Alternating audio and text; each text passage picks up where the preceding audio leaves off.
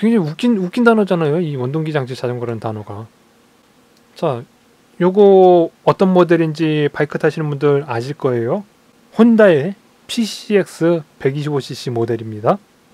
근데 도로교통법상 이거를 원동기 장치 자전거래요. 자전거. 이게 자전거로 보이나요, 이게? 이게 자전거냐고요, 이게.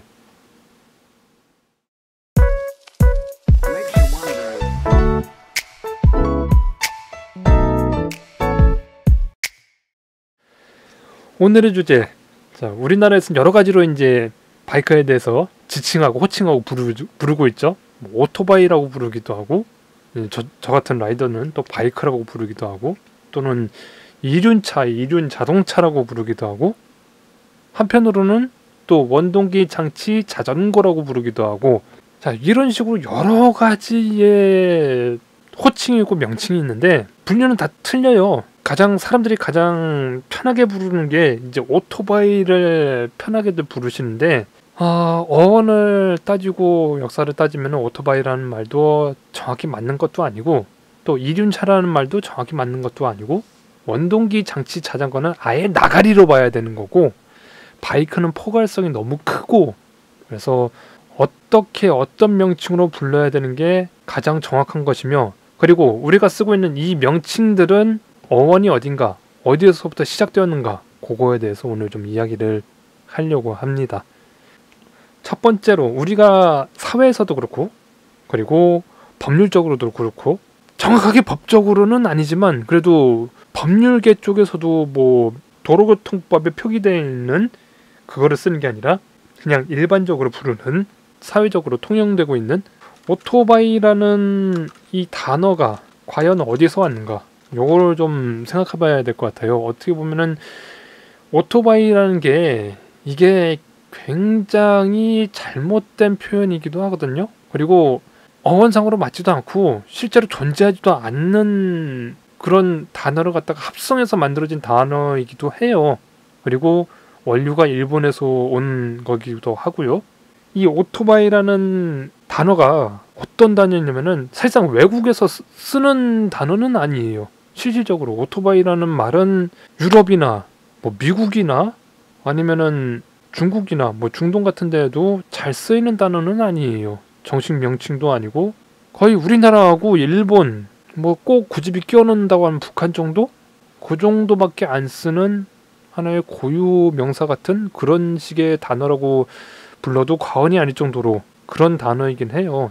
근데 이 오토바이란 게 어떻게 해서 생긴 거냐면은, 일본의 근대화가 이루어지면서, 아니면 산업이 발전하면서 자전거도 타고 자동차도 타고 뭐 그랬었겠죠. 과거에는 그렇게 근대화를 접어들면서 산업 발전도 이루고 공업 발전도 이루고 자동차 발전도 이루고 가지고 근대화를 받아들이고 있었는데, 사륜의 자동차는 그냥 차 아니면은 자동차, 그런 식으로 간단하게 부를 수 있는 그런 거였어요.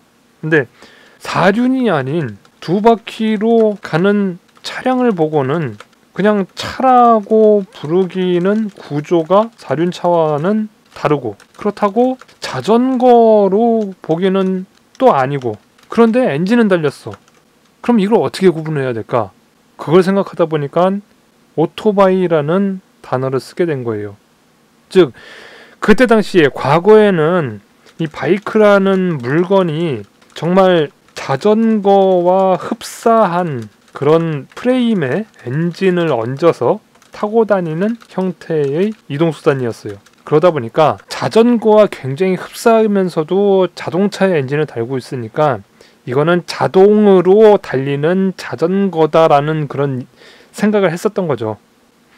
자전거와 자동차의 중간으로 봤던 것 같아요. 그래서 영어의 자동이라는 오토매틱의 오토와 자전거인 바이시클을 합성을 시킨 다음에 오토매틱 바이시클, 오토바이시클, 오토바이로 축약을 시켜버리는 그런 과정이 거쳐지게 된 거죠. 그런 식으로 일본에서 영어를 갖다가 원래 정식적으로 쓰이는 영어가 아닌 자기네들이 쉽게 쓸 수 있는 영어를 갖다가 그것도 또 합성을 하고 축약을 시켜서 만든 단어가 오토바이가 되는 거죠. 자동으로 엔진의 힘에 의해서 달리는 자전거, 그래서 오토바이라는 명칭을 쓰게 된 거예요. 그 명칭이 일본에서부터 우리나라로 건너오게 되면서 그러면서 쓰이게 된 건데, 일제치하, 일제강점기에 들어서면서 일본 군에서 장교들이 타고 다닐 차가 없어가지고 바이크 옆에다가 사이드카를 달고서 그 사이드카에 타고 다니는 식으로, 뭐 그런 식으로 이제 들어오거나 아니면 전쟁용 물자로 들어오거나 아니면은 개인 이동수단으로 들어오는 형태로 우리나라에 이제 들어오게 된 게 시초예요. 그런 식으로 우리나라에 바이크가 들어오고 통용화되고 상용화되고 뭐 그런 식으로 되게 된 겁니다.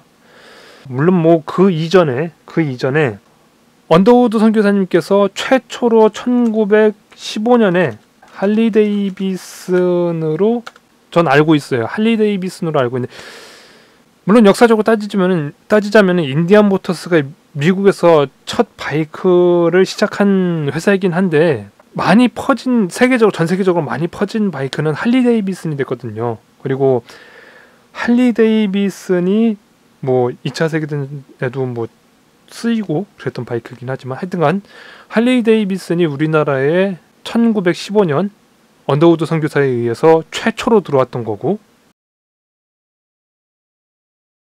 일본 사람들이 쓰던 그 언어, 그때 당시에 사용했던, 통용됐던 언어, 그런 게 지금도 쓰이고 있고 현재도 쓰이고 있죠. 산업 부분에 가면은 뭐 공장 같은 데 가면은 많이 쓰여요. 그런 단어들이. 물론 고쳐야 되는 게 맞긴 한데, 우리나라 한글에 맞게 혹은 우리나라 우리나라 말로 그게 안 바뀌고 있죠. 지금까지도 그게 너무 오랫동안 그 단어를 써오다 보니까 지금까지 써오게 된 건데, 물론 바뀌어야 되는 게 맞는 거고요. 사회에 너무 뿌리 깊게 박혀서 지금까지도 우리가 타고 있는 바이크를 오토바이로 그냥 모든 것을 통틀어서 그냥 오토바이로, 두 바퀴 달린 그 이동수단 차량을 갖다가 오토바이로 그냥 묶어버리는 그런 현상이 발생했죠. 그러다 보니까 어떤 일이 발생하게 되냐, 도로교통법상에는 우리가 타고 다니는 바이크를 갖다가 이륜 자동차로 명시를 하고 있어요. 이륜 자동차는 125cc 이상을 또 이륜 자동차라고 부르고 있고, 그 이하는 원동기 장치 자전거라는 그런 굉장히 애매한 그런 단어를 써가지고 또 부르고 있어요. 그러니까 뭔가 하나 딱 이렇게 통일된, 하나로 이렇게 집결된, 하나로 이렇게 합쳐진 통합적인 분류가 정해져 있지 않은 거예요. 이 단어 쓰는 거에서조차도. 그러니까 사람들에게 혼동을 줄 수 있는 단어들을 갖다가 계속 쓰고 있는 거예요. 누가 보더라도 왜 그게 분류가 되어 있는지도 모르고 있고, 그리고 그게 어떤 의미를 내포하고 있는지도 모르고, 그리고 그게 분류됨으로써 어떻게 법적으로 적용되는지도 이렇게 심층적으로 알고 있지는 않고, 그렇게 분류되어 있다 보니까 또 적용되는 법률도 틀리고 체계도 틀리고 또 인식도 또 틀려지고, 그러니까 이거를 통합을 해야 되는데 통합을 안 하고 있어요. 물론 귀찮아서 안 하는 것도 있겠지만 마땅한 통합할 단어가 없어서 안 하고 있는 거라고도 저는 생각을 해요. 근데 통합을 해야 되는데 왜 통합을 안 하는지 모르겠어요. 도로교통법상에 표기되어 있는 이 명칭도 정확한 게 아니거든요. 다 일본에서 넘어왔던가 아니면은 영어를 갖다가 한문을 바꾼 식의 그런 단어들이어가지고 어떻게 보면 다 잘못된 거거든요. 아니면 합성어이기도 하고 굉장히 잘못된 건데, 도로교통법에서도 이렇게 혼동을 주면 안 되는 거잖아요. 법이니까, 법률상이니까. 그래서 문제가 되고 있다고 저는 보고 있어요. 하나로 통합되면은 사람들이 오해를 좀 덜하고, 그 다음에 인식하는 데 있어서 하나의 자동차로 확실하게 분류할 수 있을 거라는 저는 생각을 하거든요. 근데 왜 분류를 하고서 이상한 단어를 갖다 나눠버렸을까? 전 그게 좀 의문이 들긴 해요. 그래서 이 단어들을 찾아보고서 어디에서 그렇게 이런 단어들이 발생했고 왜 이런 단어가 그렇게 쓰이고 됐고 어원이 어딘가를 갖다가 좀 알아내다 보니까 오늘 주제로 잡히게 된 거고요. 그래서 오토바이라는 말이 일본에서 건너온 단어더라고요. 그리고 외국에서 쓰이지도 않는 단어고 일본에서 만들어진 합성어에 불과하다. 우리나라에서 쓰이기엔 적당하지 않다라고 저는 말하고 싶어요.